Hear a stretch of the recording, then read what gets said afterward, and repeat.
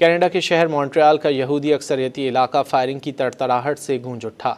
वाक़े में पुलिस अफसर और शहरी समेत 3 अमवात सामने आई हैं। हुक्काम के मुताबिक तीसरी लाश मुबैना तौर पर हमलावर की है। मकामी पुलिस के मुताबिक इमरजेंसी कॉल मिलने पर पुलिस पहुंची तो मुलजिम के साथ फायरिंग का तबादला हुआ। मुश्तबा शख्स तवील फासले तक फायरिंग की सलाहियत रखने वाला हथियार मौजूद था। इलाके को घेरे में ले लिया गया और हेलीकॉप्टर के जरिए फ़ज़ाई निगरानी भी की जा रही है। मकामी हुक्काम ने दहशतगर्दी समेत दीगर पहलुओं से वाक़े की तहकीकात शुरू कर दी हैं।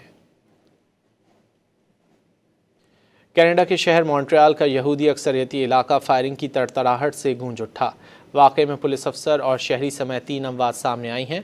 हुक्काम के मुताबिक तीसरी लाश मुबैना तौर पर हमलावर की है। मकामी पुलिस के मुताबिक इमरजेंसी कॉल मिलने पर पुलिस पहुंची तो मुलजिम के साथ फायरिंग का तबादला हुआ।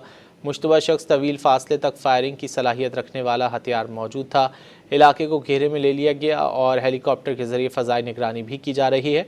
मकामी हुक्काम ने दहशतगर्दी समेत दीगर पहलुओं से वाक़े की तहकीकात शुरू कर दी हैं।